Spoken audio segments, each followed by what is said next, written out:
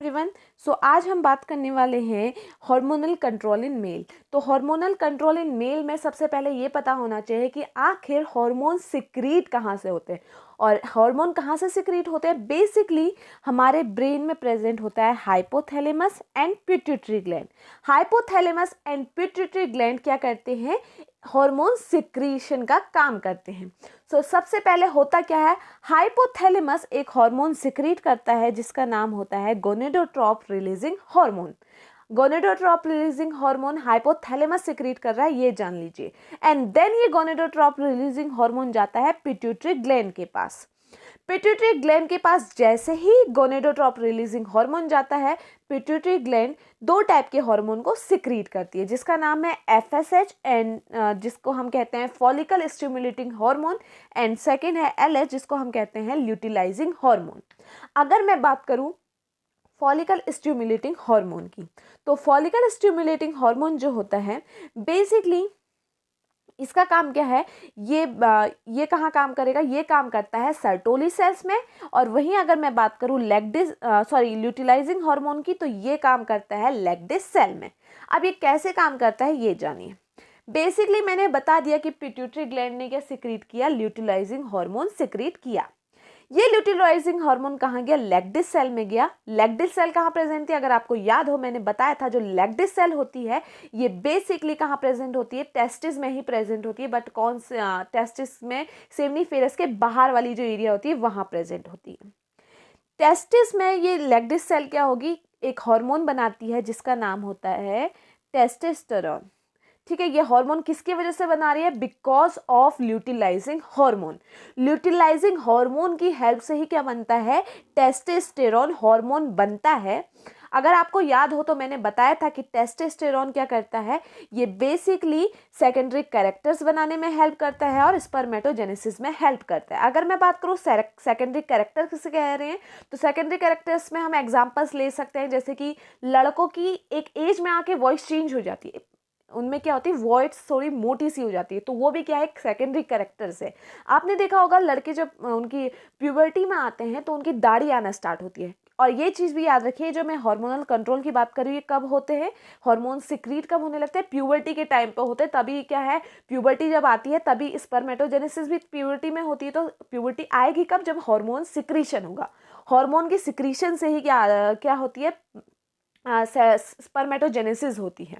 तो बेसिकली हुआ क्या, ल्यूटिलाइजिंग हार्मोन ने क्या लैक्टिस सेल्स में क्या एक्शन किया? इसने बेसिकली यहाँ पे टेस्टोस्टेरोन बनाना स्टार्ट किया। लैक्टिस सेल ने क्या किया, जैसे ल्यूटिलाइजिंग हार्मोन ने यहाँ पे एक्ट किया तो इसने क्या किया, बनाया टेस्टोस्टेरोन बनाया।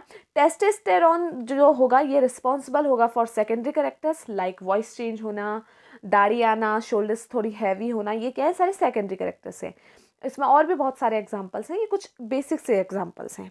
साथ ही साथ ये हेल्प करती है स्पर्मेटोजेनेसिस। स्पर्मेटोजेनेसिस का मतलब स्पर्म का फॉर्मेशन।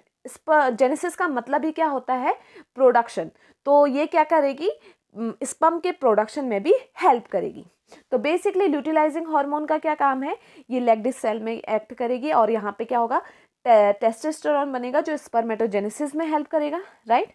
एंड साथ ही साथ सेकेंडरी कैरेक्टर बनाने में हेल्प करेगा। अब ये तो हो गई बेसिकली ल्यूटिलाइजिंग हार्मोन के काम। अब बात करते हैं फॉलिकल स्टिमुलेटिंग हार्मोन की बात, क्योंकि पिट्यूटरी तो दो हार्मोन बना रहा है, luteinising hormone and follicle stimulating hormone. अगर मैं बात करूँ फॉलिकल स्टिमुलेटिंग हार्मोन, तो ये एक्ट करता है सर्टोली सेल्स में। अब आपको याद होगा अगर सर्टोली सेल्स कहाँ पाई जाती हैं? मेल्स में सर्टोली सेल्स जो होती हैं सेमिनिफेरस ट्यूब्यूल्स में दो टाइप की सेल्स पाई जाती है, मैंने ये बताया था। और वो दो सेल्स क्या थी? एक सेल का नाम है, एक सेल का नाम क्या था इसमें? एक सेल का नाम था सर्टोली सेल एंड दूसरी सेल का नाम था male germ cell. Male germ cell क्या करती है? मेल गैमेट्स का फॉर्मेशन करती है। और सर्टोली सेल्स का क्या काम होता है? ये बेसिकली क्या कर रही है? नरिशमेंट प्रोवाइड करी, उसे फूड प्रोवाइड करी। तो ये बेसिकली कहाँ काम करेगा? सर्टोली सेल्स में एक्ट करता है। और सर्टोली सेल्स में जब ये एक्ट करता है तो सबसे पहले इसमें थोड़ी सी मिस्टेक होगी, ये एंड्रोजन बाइंडिंग प्रोटीन है, ANDROGEN। ये क्या करता है? बेसिकली एंड्रोजन बाइंडिंग प्रोटीन बनाता है। अब ये एंड्रोजन बाइंडिंग प्रोटीन क्या है? बेसिकली ये एंड्रोजन बाइंडिंग प्रोटीन जो है जैसे मैं बात हमने ने आपको बताया टेस्टोस्टेरोन, तो टेस्टोस्टेरोन एक टाइप का एंड्रोजन ही है। एंड्रोजन के अलग अलग टाइप होते हैं, उसी में से एक टाइप है टेस्टोस्टेरोन। तो बेसिकली एंड्रोजन बाइंडिंग प्रोटीन का क्या काम है, ये क्या करेगी, एंड्रोजन को बाइंड करने का काम करेगी। दैट मीन्स ये टेस्टोस्टेरोन को बाइंड करेगी।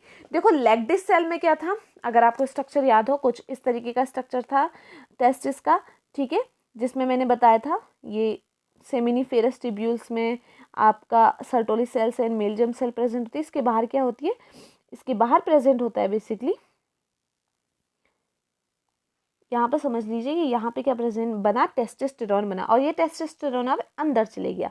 जब ये टेस्टोस्टेरोन अंदर गया तो उसी टाइम एंड्रोजन बाइंडिंग प्रोटीन क्या करेगी, अब ये टेस्टोस्टेरोन अंदर तो आ गया, अब तो बाहर नहीं जा सकता, तो बेसिकली ये टेस्टोस्टेरोन को बाइंड कर देगी कि वो दोबारा ये जो सेमिनिफेरस ट्यूब्यूल है बेसिकली इससे क्या करे, बाहर ना जा सके। तो ये क्या करती है, एंड्रोजन बाइंडिंग प्रोटीन का बेसिकली काम करती है।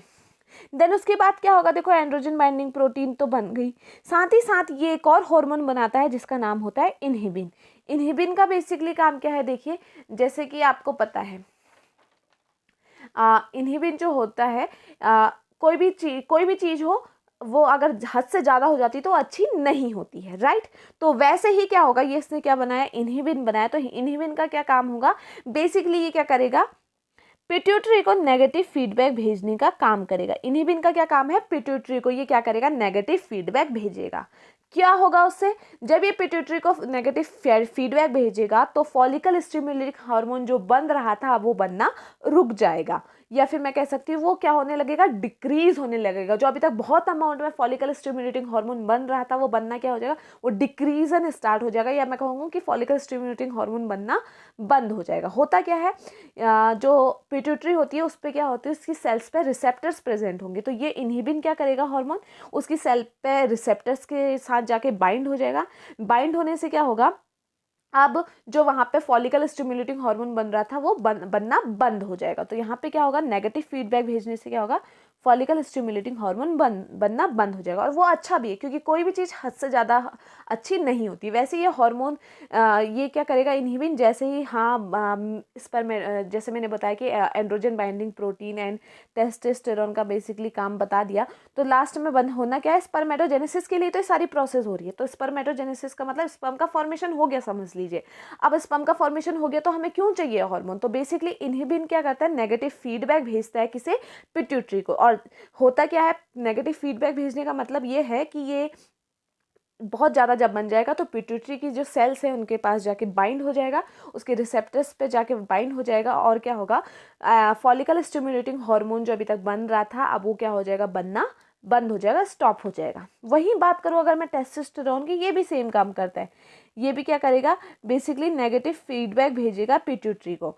नेगेटिव फीडबैक भेजेगा ये पिट्यूटरी को, तो बेसिकली होगा क्या, देखो जब ये नेगेटिव फीडबैक भेजेगा पिट्यूटरी को तो सेम चीज़ करेगा जैसे अभी तक इनहिबिन ने किया, सेम टेस्टोस्टेरोन भी काम करेगा, बाइंड हो जाएगा। तो जो ल्यूटिलाइजिंग हार्मोन का प्रोडक्शन हो रहा था वो प्रोडक्शन होना रुक जाएगा। एंड साथ ही साथ एक और चीज़, ये जो इनहिबिन होता है ये तो साथ ही साथ हाइपोथैलेमस को भी नेगेटिव फीडबैक भेज देता है, भाई बहुत ज़्यादा ल्यूटिलाइजिंग हार्मोन बन गया है, अब इसको बनना बंद कीजिए। मतलब कि ल्यूटिलाइजिंग हार्मोन बनना क्या हो जाएगा, यहाँ वो बंद हो जाएगा। तो बेसिकली ये दोनों का काम एक और है कि ये नेगेटिव फीडबैक भेजेंगे इनहिबिन एंड टेस्टोस्टेरोन की, जिससे क्या हो, जो बहुत ओवर प्रोडक्शन हो गया है अब फॉलिकल स्टिमुलेटिंग हार्मोन का, ल्यूटिलाइजिंग हार्मोन का, वो बनना बंद हो जाए। तो बेसिकली आज आपने देख लिया कि कैसे हार्मोनल कंट्रोल होता है मेल में। बेसिकली ब्रेन, दो हार्मोन ब्रेन में क्या प्रेजेंट होता है, hypothalamus and pituitary gland present होता है। यहाँ से क्या होगा, हार्मोन सिक्रीट होंगे एंड देन ये जाएंगे टेस्टिस में। टेस्टिस में भी अलग अलग मैंने आपको बता दिया, लेगडिस सेल में, सर्टोली सेल में, और वहाँ जाके ये क्या करेंगे, बेसिकली स्पर्मेटोजेनेसिस में ये हार्मोन हेल्प करेंगे। तो आई होप आपको आज की ये वीडियो समझ में आई हो, और अगर पसंद आई हो so don't forget to like, comment, share and subscribe. Thank you so much for watching.